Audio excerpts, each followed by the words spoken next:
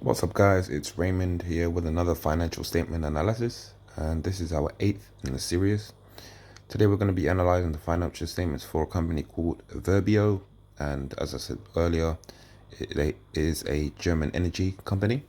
So if you're new to my videos, specifically the videos that we analyze financial statements, what we do in these videos is we analyze the top 3 most important financial statements, those being the income statement, balance sheet, and the cash flow statement.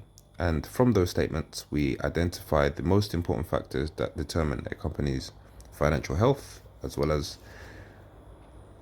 a company's future, whether or not it's got a positive future. So without further ado, let's get into it. So we're going to go straight into the key ratios of the company. That's if the screen is actually going to work. So we can see that the company has a market cap of 3.28 billion euros, a PE ratio of 35.12, which is okay.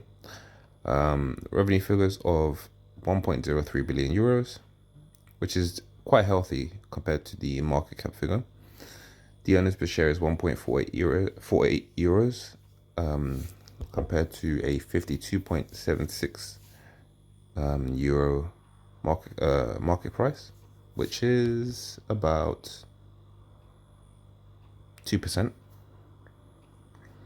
which is not the best, but considering that these figures are from, I believe, from the last financial year, they may be from the current, I'm not too sure, but if they are from the current, then that is more positive, because this year we've had quite a bad year. But also looking at the chart, we can see that within the last financial year, the company's market price increased by 21.93%, which is quite unusual considering the market condition that we're in. Most companies' market prices decrease quite significantly. But with that, what we're gonna go get into some of the more important figures, like the dividend yield is 0.39%, which is very low, considering that the profit margins are quite low also. The profit margins do determine largely how much the company can give out in dividends. But if the company isn't growing very much, i.e. the earnings per share isn't very large, and the dividend yield is also low, then investors may question what exactly they're getting as a return on their investment. So let's get into the financial statement. The first financial statement being the income statement. So you can see that the company has about 10% on average profit margin or net income for the past 3 financial years. The balance sheet shows that the company is definitely very, very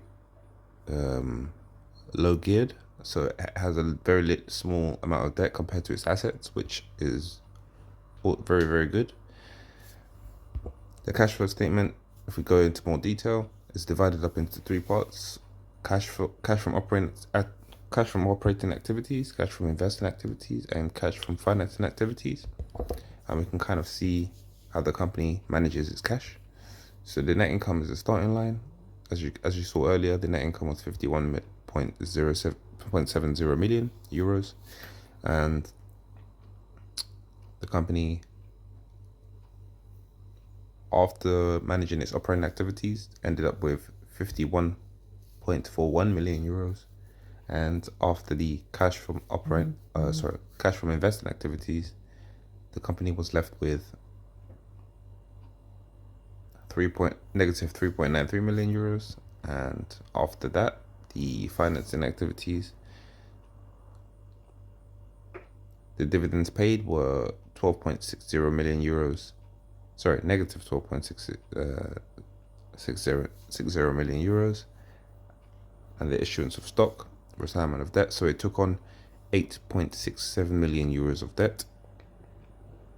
And the foreign exchange effects are very trivial, they're very small, so you don't need to worry too much about that. But overall, the net change in cash for the last financial year was 39.51 million euros, which is pretty good. But compared to its market cap, sorry, I got out of that. Compared to its market cap and its net asset value, we're just going to check that now. So 39 million euros compared to 3.28 billion euros is quite a small amount of cash to have. But compared to its net asset value, which is on the balance sheet, we're going to see now, it's not too much of an issue because overall its assets are extremely its debt is extremely outproportioned by its assets. So overall, it's got a healthy debt asset structure, and as an investor, I'll definitely be happy with that. In terms of what its specific assets are, we can get into that now. So cash and short-term investments are 85 million euros. Cash and equivalent 68 million euros. Short-term investments 17 million euros. Receivables net 53 million euros. Accounts receivable from trade 48 million euros. Total inventory, that's stuff, that's equipment and services and goods that are going to be shipped out, 63 million euros. And other current assets, which are going to be turned over, or hope to be turned over in the next 12 months, or wherever in the 12-month financial period. That's 8.81 million euros. And the total assets were, in the last financial year, 424.95 million euros. So that's pretty good compared to the debts, which we can see here, liabilities, 78.9 million euros in total. And if we look at how it's divided up, accounts payable 41.32 million euros, accrued expenses, very trivial amount, 1.17 million euros.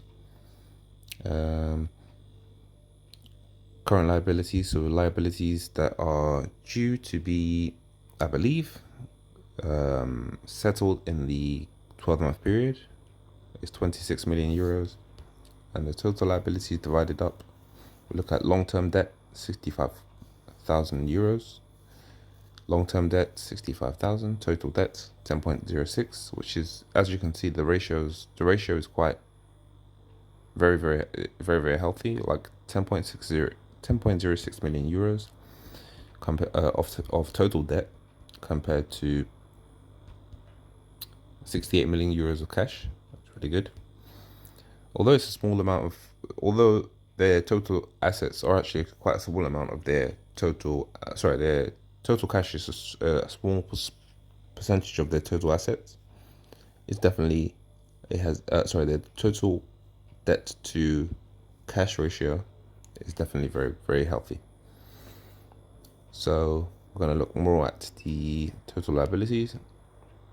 So the minority interest, very trivial, under 300k. Deferred income tax, very small. Other liabilities total 6.93 million euros. And if we look at the total equity, 339 million euros. Total stock 63 million euros. Additional paid in capital 487 million euros. Retained earnings negative 211 million euros. Other equity 165,000. Shareholders' equity in total 424 million euros. Total common shares outstanding.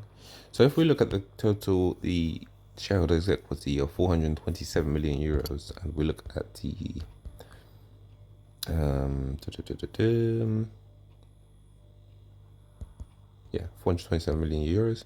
That's for 2019. If we look at 2021, 678 million euros compared to the market cap of 3.28 billion euros. You can see that there's quite a large disparity. I think it's just over 6 times the market cap. The market price is over 600% of the shareholders' equity.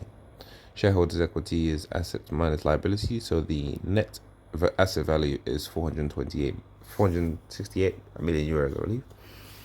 So I don't think it's necessarily a good investment because I think it's overpriced.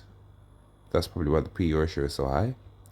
And the revenue figure does suggest that the company isn't making much sales compared to its.